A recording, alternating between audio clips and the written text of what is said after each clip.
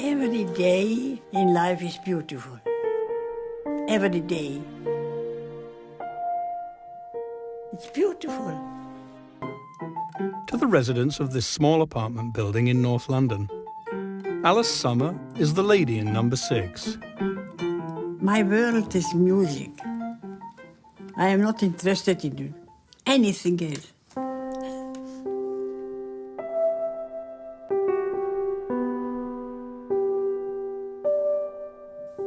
The music is so beautiful. Alice lives alone. She still has her health, and at 109 she feels she's the luckiest person alive. I love people. I love everyone. I love people. I love to speak with them. I'm interested in the life of other people. Beethoven. He is a miracle. His music is not only melody, what is inside. What is inside, how it's filled, it's full, it is intensive.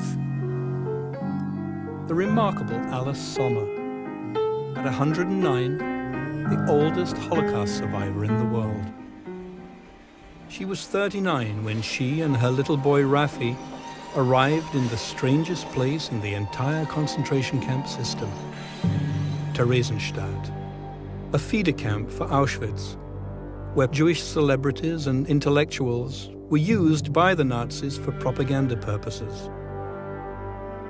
These images were filmed to show the world how well the Jews of Europe were being treated. Starving prisoners were allowed to compose and give concerts.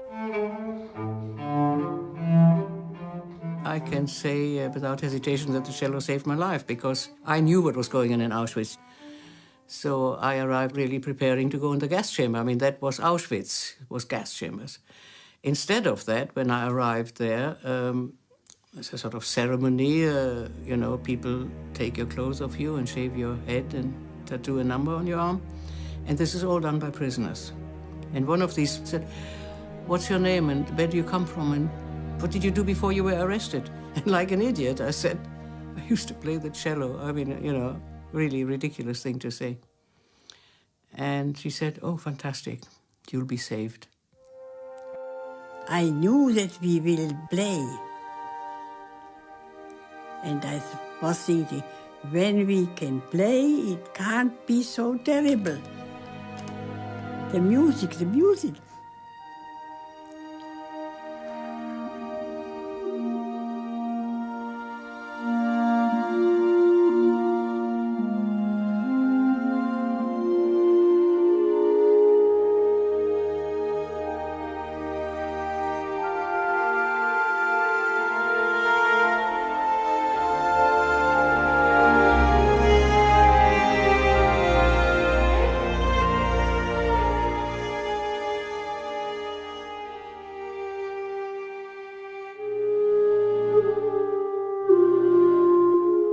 With music, I was always happy. I am happy even without music. Even thinking of music made me happy. One of the greatest philosophers said, music is in the first place of art. It brings us on an island with peace, beauty and love.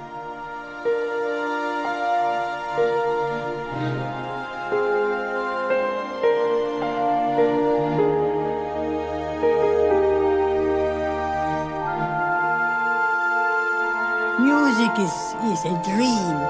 Music is a dream.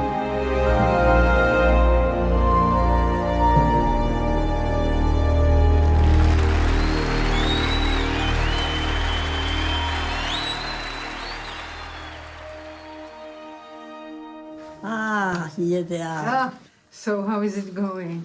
My Sunday friend. She comes every Sunday. Zdenka and Anita stopped by regularly to visit their friend.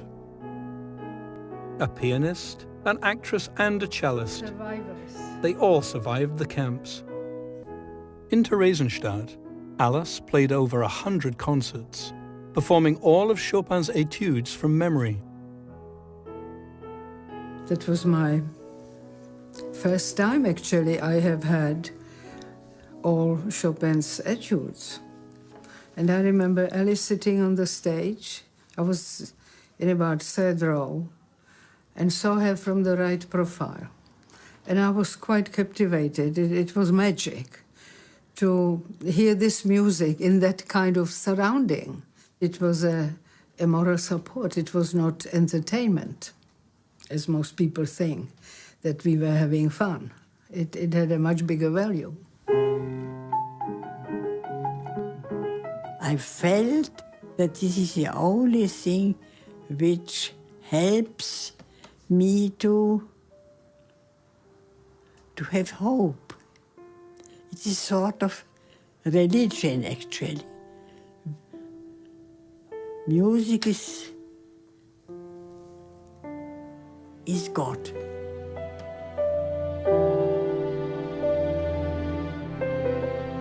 In difficult times you feel it, especially when you are suffering.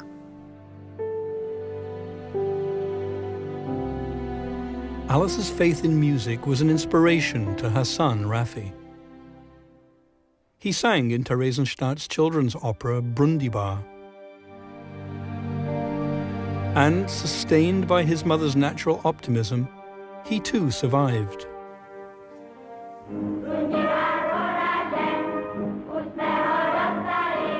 So the people who were sitting in the audience and we on stage, we were transported into a different time.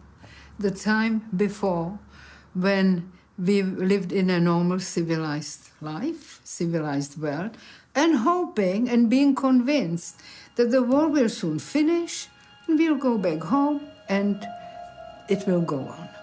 But of course, what we knew later, the Germans knew full well that we are sentenced to death, and thought, let them play, let them laugh. The laughter will soon vanish from their face. And we were dancing under the gallows.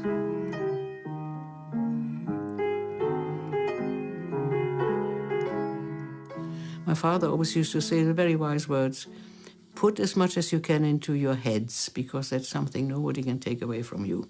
And I think that is so very, very true. And I think this is where music comes in, the importance of music, because you can actually have music in your head without anybody knowing it is happening. You can actually go into another world, which is a lot nicer than the world we're actually living in. I knew that even in this very difficult situation, there are beautiful moments. It doesn't exist anything in our world, only bad. Even the bad is beautiful, I would say.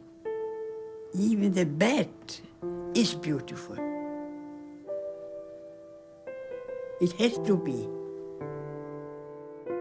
When you are knowing that you will play in the evening, a concert, and people, old, terribly ill people came to this concert and became young.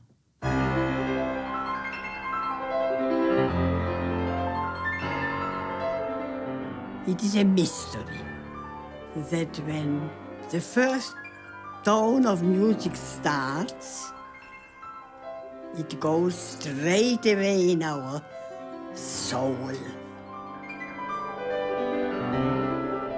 I loved to play.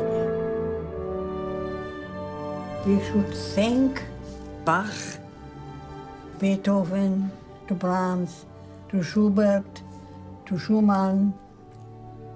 They gave us beauty, they gave us undescribable beauty.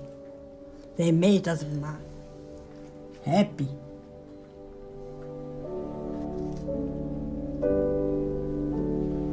Only when we are so old, only we are aware of the beauty of life.